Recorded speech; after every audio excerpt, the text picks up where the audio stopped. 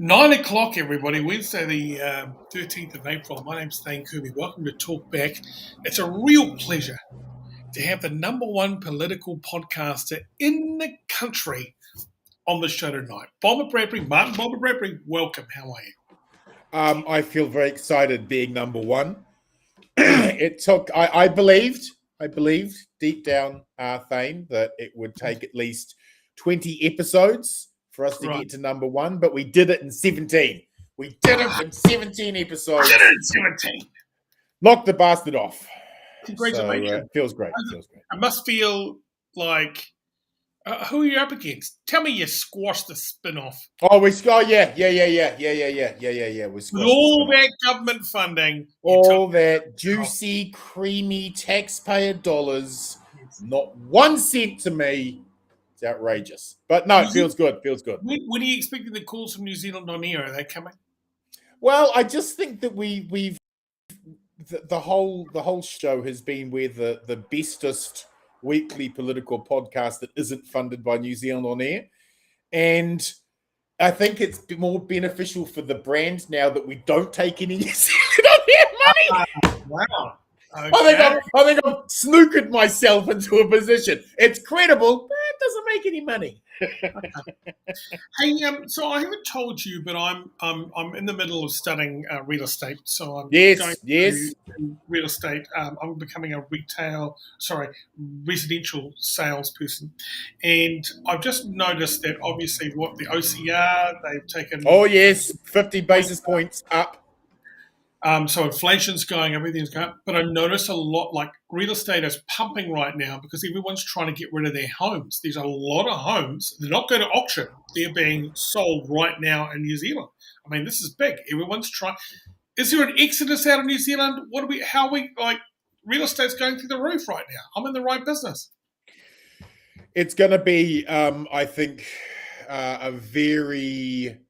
I think the reality and where we are economically and politically right now is a realization that we have a very hard and heavy economic thud about to occur.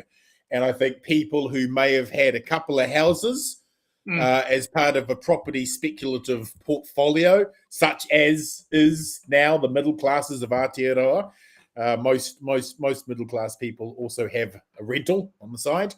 And I think that there is a realization that the vast ocean of debt that many New Zealanders took on to be able to buy housing in a very overheated market, the ocean of debt, the gravity of that true debt is about to start being realized. Now, we just jumped 50 basis points this month. The economists and the banks are already predicting another 50 basis point jump next month. So what that means for the average mortgagee, first-time home buyer, they're going to have to find $200 extra a month this month just to cover the increase. And next month, they're going to have to find another 200.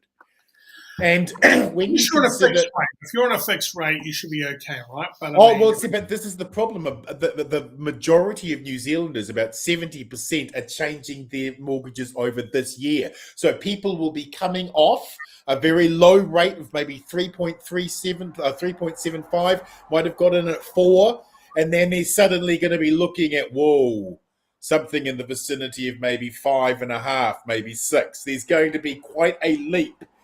And those inflationary pressures are only going to continue.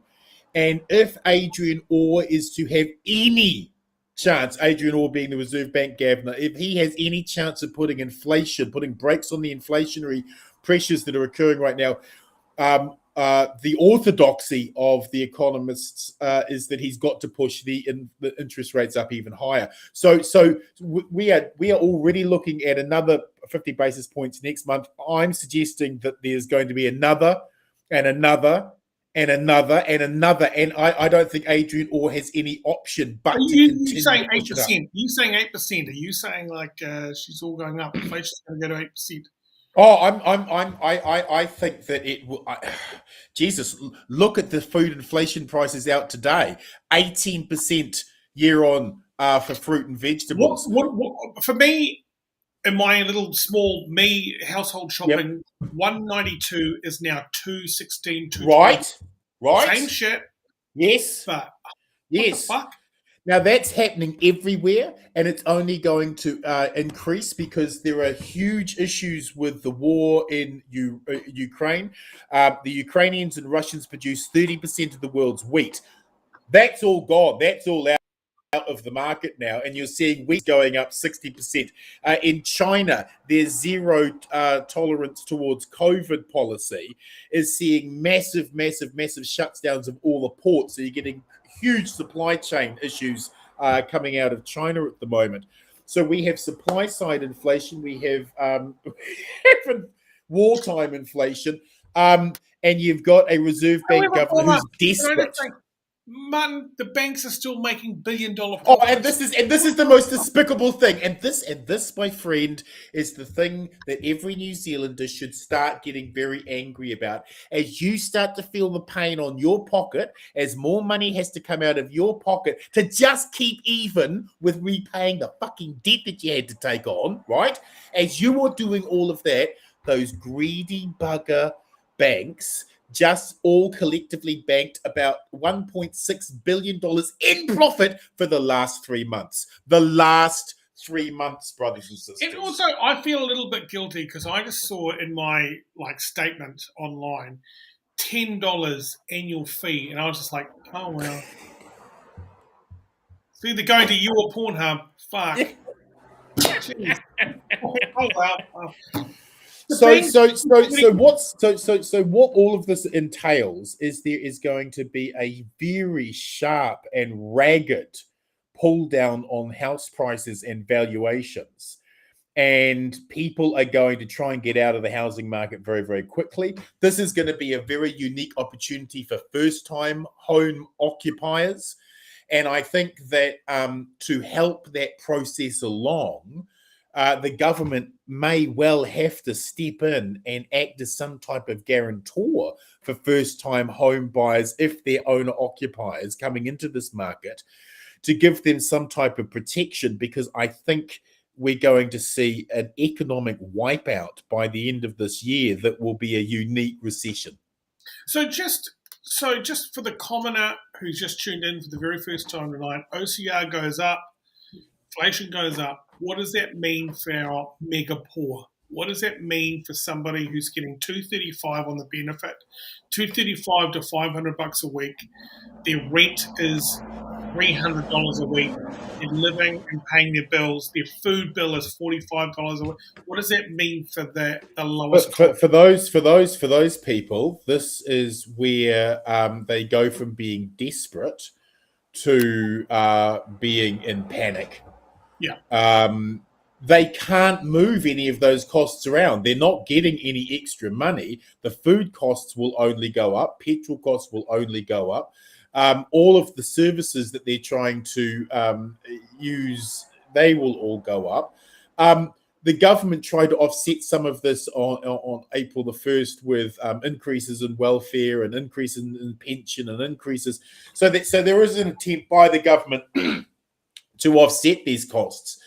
But when you're looking at such extreme and unique events that are occurring, that's going to spark this next wave of inflation off, there's very little the government can do to stop these external pressures causing The it. Singers government were really banking on the fact that they were pumping up the tyres of benefits and throwing some cash at families. Oh yeah. A nice lead up to the 2023 election, but it's like, this is really shit canned. She shit the bed on this, right?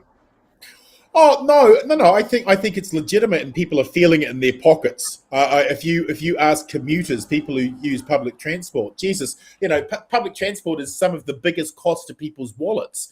They have immediately gained back half of that cost, and I think that where I think the government has to start planning is how can it go about fully funding certain services which reduce a cost for everybody, because tax cuts aren't going to do it. We've got real economic problems looming.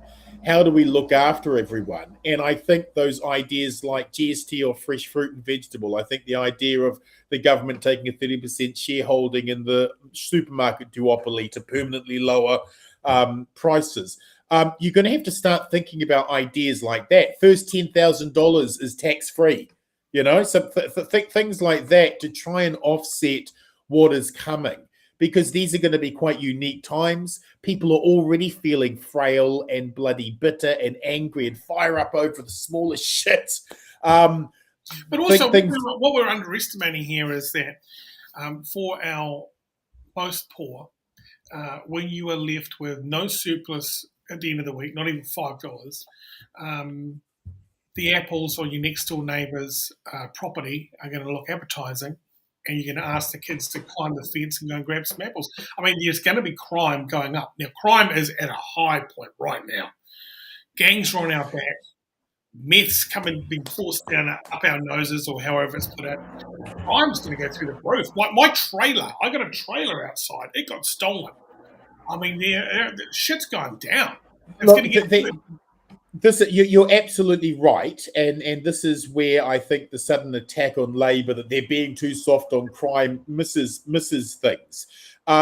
Labour isn't being too soft on crime. What's happening is we are going through the psychological impact and the economic impact of COVID, right? We're still trying to recover from being locked down for 2 years, economic, socially, mentally. Some people are just losing their shit because this is them processing the last 2 years and it's exploding. There's need, there's anger, there's pent-up frustration, and it's erupting all over the place. And I think that we can be too harsh on people for erupting because of the unique stresses they've been under. And there has to be, I think, a lot more compassion and kindness to one another to just try and take the pressure off.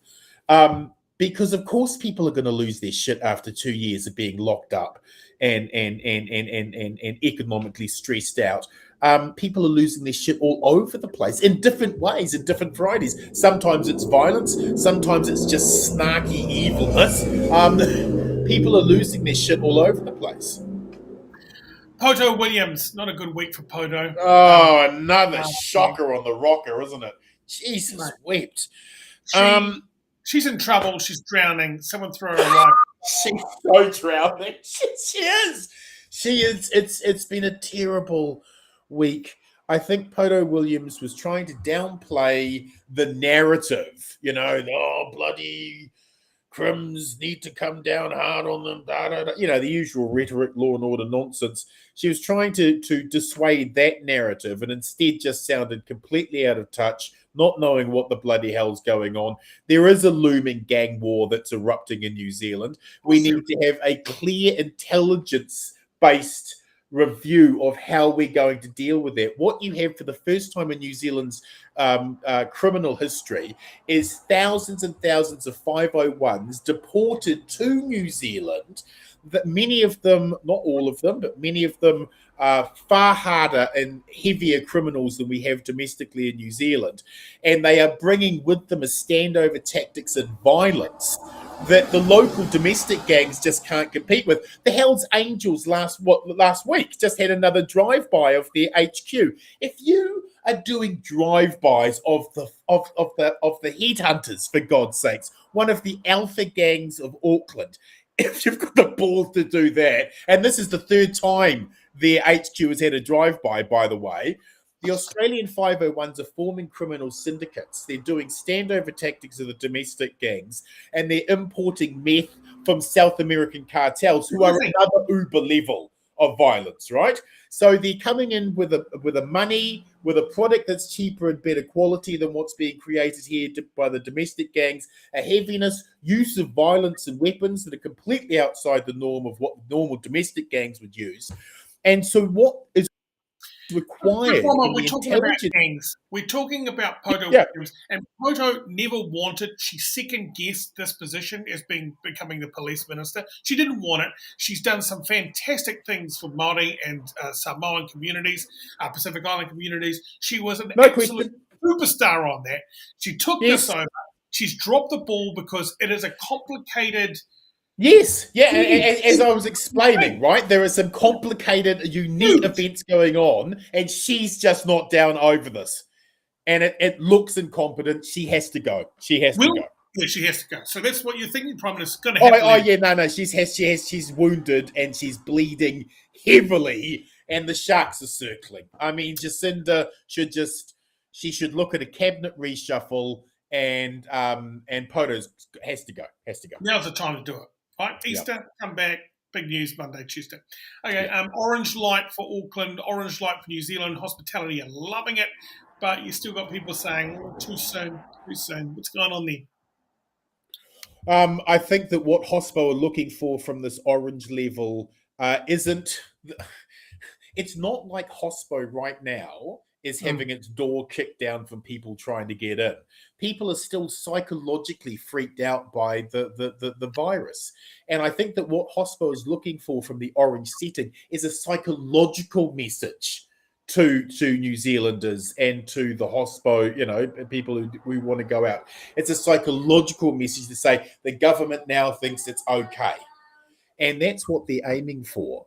And I think that if they get that, then they'll start getting more people coming out. But I think that what we've seen in other countries is that there becomes a group, 25, 30%, who are just now permanently homebodies and who won't go out and who socialize in very, very small, tight circles, social circles. You are virtually describing yourself. Well, I'm one of them, but I think that there is. But I was always solitary. That's by the by. But I think that that's the problem for Hospo, and they're just wanting a psychological element with the orange. Darren Fortune from our comments says masks indoors ? More chance of catching COVID at Ink Bar than Countdown. And I suppose for some people, shopping is a mandatory, right? You're going to go there, and our most weakest New Zealanders, old people who have got all kinds of flus and diseases, are going to go shopping. They can make a choice not to go to Ink Bar. So that's the exact difference, right? The people going to Ink Bar are going to be younger, and we've seen that this disease really is only a problem. Really, on the large scale, it's for people over 70, and it's for people who are obese, and it's for people who already have some existing health issues, right? So that's where it's taking. So 70-year-olds are going to go to the supermarket. They still need protecting, right? But 70-year-olds aren't going to be going to Ink Bar. Young, strong people with robust immune systems and hopefully triple vaxxed. They can go party the night away. Okay, David Seymour buying his followers. Any follow up on that? I know you had they can't work. They say they can't work out what happened. It would. I mean, if they did buy themselves bots, it would be a really stupid thing to have done. Yeah. Because it's so obvious and it's easy to catch out. My thinking is that the bots now are so sophisticated and en masse. As soon as they have a right-wing candidate that they can echo chamber stuff from, they just swarm. I think that's an indictment of the system rather than Seymour being a corrupt crook. Ryan Abbott says, going to Orange makes me not want to go out. I've got too many responsibilities. I'm perhaps going to train from Auckland to Christchurch, then to the West Coast, the South Island this Christmas. Other than that, I'll just be flying around the nation, blah, blah, blah. So there is a sentiment, there is a sector of New Zealanders who are totally not into it and see we've kind of like done this a little bit too soon, because Hospo have had that quiet, passive-aggressive elbow to the neck on the government, right? They have been. I think the problem here is it's going beyond a health and safety issue anymore. There are some people on the left who have made being COVID aware and following everything that Ashley Blomfield says as part of their identity. as much as people who refuse to be vaccinated now make that their entire identity, right? It's like either side of the debate. And I think that it is very difficult to argue that we should continue to have mass civil liberty restrictions over a virus that is, as bad as a cold, but won't impact the vast majority of people it comes into, it infects. I don't think that you can continue having those kind of crushing restrictions on economies and people's civil liberties when it gets to this level. But for some people, they have bought so into the whole thing of their identity being follow everything the doctor actually says. Now that Susie, Dr. Susie Wiles is tut-tutting and the other experts are tut-tutting, they're kind of these people who have made it their identity all about this are now sort of thrown off balance, and you're getting people just digging their heels in for ideological reasons rather than pragmatic and actual practical reasons. Okay. So Sue Ashley Blomfeld has resigned. Two other people, maybe three from the staff, are going the same way. What's going on there? Any word on the inside there? Is this political pressure? I don't think he's done anything wrong. I think he's had a Oh no, Jesus, no! It's just the exhaustion of it, right? Yeah. You are having to be on the whole fucking time, Yeah. and if you screw up, it's the entire nation's health and all of the goodwill that has been built would be on your watch. I mean, the fact that he's been able to do 18 months of it should, I think, just be a salute. He looks older now, and it's only been 18 months. I think he's done an incredible job, and stepping down, it's just he's buggered. He's He is buggered. buggered, isn't he? He deserves a bloody break. You imagine being on call for working 12 hours a day for the last 18 months, endlessly. I heard he's a complete asshole though in real life. Oh, maybe. Who knows? But sweet Jesus, he has done an incredible job. I think the history books will look back and be very much more kind to him than the criticism he got in the moment. Soon, someone will say, I bet the podcasts will look back and say he's been a top bloke. Fraser Graham, as a teacher who has had to teach classes to 25 with a mask, it is such a problem. Roll on the no more masks. Oh, well, I mean, can you imagine the difficulty for teachers who are trying to explain ideas and to teach children, and you can't read their facial expressions, right? I mean, how difficult the interaction of learning must be with those face masks. Oh, my heart goes out to teachers and trying to teach in an environment that is unsettling and as difficult as the current one is. You will see that the masks for children at level orange is recommended but not mandatory. So they can have that interaction, and I think that the desperate need to socialize some children. I mean, there will be some kids right now whose memory of their earliest, formative years has all been submerged in pandemic response. We're not sure of what that kind of impact and desocialization over a long period is going to impact. Yeah, fair enough. Now, Putin, as of 7 o'clock tonight, said he will, and I quote, he will, says the war in Ukraine will not end until it's reached its full completion. This guy is nuts deep and killing all those motherfucking Ukrainians. And I think we've just taken 400 Ukrainians in the last couple of weeks. What the hell? Okay, so I think that I said that Putin would invade, and I made the call based on the coup in Kazakhstan in January. I think that Putin and his interior strategists made the decision, screw it, the West is always going to try and screw us over. They're encroaching. What we're going to do is we're going to take the Ukraine, we're going to hold the Ukraine, and let's just rock and roll. I think Putin was looking down the barrel of him turning 70. He's looking at his own legacy in terms of other great Russian leaders. Does he leave Mother Russia stronger, or does he leave it weaker? He sees himself as part of a 1,000-year Christian tradition that goes back to 998 in Kiev, when Vladimir the Great baptized 1,000 Russians in the Kiev River, right? So he sees himself, Putin sees himself as the inheritor of that true 1,000 Orthodox Christian faith.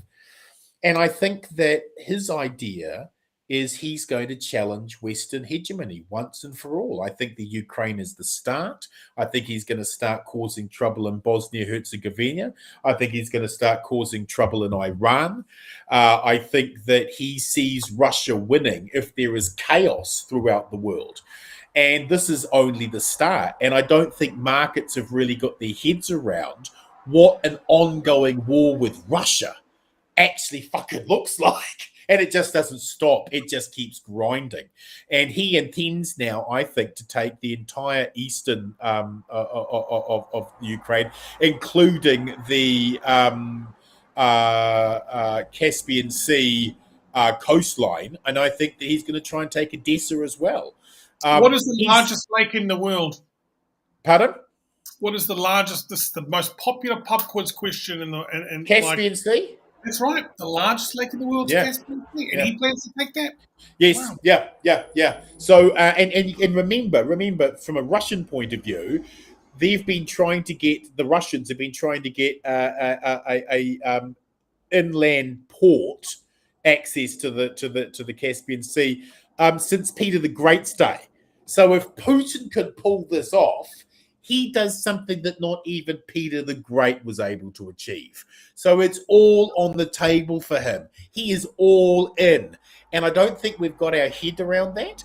And I believe that he will absolutely use nukes to get his way on this. Okay. Oh, fuck. Great. Yeah. Yeah. On a long weekend. Yeah. Happy Easter. Road's all ahead, and the Maoris have got themselves another holiday. Matariki. I just think that this is such a beautiful moment, genuinely, in New Zealand history. Here is an Indigenous festival, a celebration, an Indigenous holiday, a celebration, and it's being shared with Pākehā New Zealand. Mm-hmm. And I think enough parents around New Zealand have gone to a matariki now. The school has the matariki, and they go up at 3 a.m. and stand and look at the stars, and they speak about anyone who's passed, and that chance to sort of review the year and say goodbye to people we loved and have lost, and welcome the new. And I think that it's given people, Pākehā particularly, who have gone in and tried it out for the first time, I think it's actually touched them. I think it's made an impact. The way that, like, singing the Māori anthem before the English anthem in rugby, something, it's actually quite deep. And I think it's a beautiful thing. And I think that here is us maturing as a country. Yes. I mean, a Māori festival is being celebrated and gifted to the nation like this. This is the promise of the Treaty of Waitangi. This is a cultural treasure being shared, and I think it's beautiful. I think it's beautiful. I love it. I love that you think it's beautiful. Yeah, and you know what it is, and you know what, I love holidays. So well, I mean, I just think, if right now, let's be honest, there are quite a few whānau and friends of ours who have disappeared down some crazy fucking rabbit holes and have believed some crazy fucking shit, right? And we've been alienated and isolated from them. And I think that if we want to start re-knitting things and healing things between different parts of our neighborhoods, different parts of our whānau and things, then things like Matariki, shared events that everyone's invited to come along and mix and mingle and murmur and connect with each other, those are the ways you actually start to re-knit and rebuild and bring people back from the edge. And if you're not going to invest in the actual time to do those things, then you can't bitch about society splintering into 1,000 different bloody shards of reality. You actually have to invest in the shared time. You have to. Fantastic. Thank you very much, Bomber. Have a great long weekend. You too, my friend. Are you doing some kind of Easter thing for the family, or what's you I've never understood why we celebrate the death and resurrection of our Lord Jesus Christ with chocolate bunny rabbits and eggs. I've never connected the two. Resurrection. This Friday, he's been nailed to the cross. On the Sunday, he's back up again. He's back on the pool table. And we're gonna commemorate that with an egg. Very expensive egg as well, you know. They're like $8 this year. Oh yeah, they're not cheap, hey? They're not cheap. They're not cheap.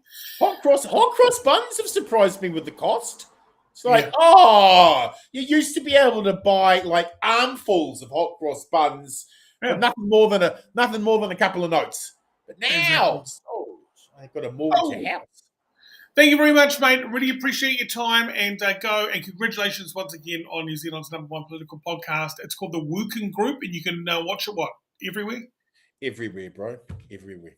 #1. We'll see you next week. Thanks, mate. Sure.